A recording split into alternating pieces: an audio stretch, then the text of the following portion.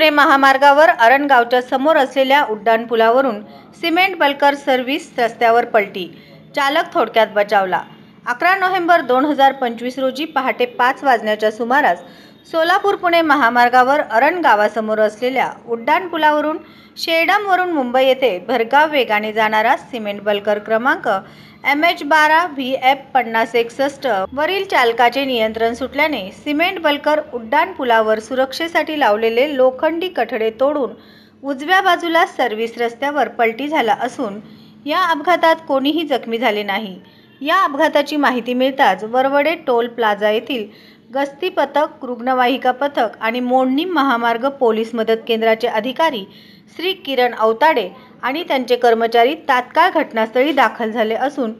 सदर घटनेची माहिती टेंभुर्णी पोलीस स्टेशन येथील अपघात विभागाचे अधिकारी श्री जगताप साहेब आणि श्री सरडे साहेब यांना दिली असल्याची माहिती वरवडे टोल प्लाझा येथील गस्ती पथकाचे प्रमुख श्री अमर पाटील यांनी दिली आहे।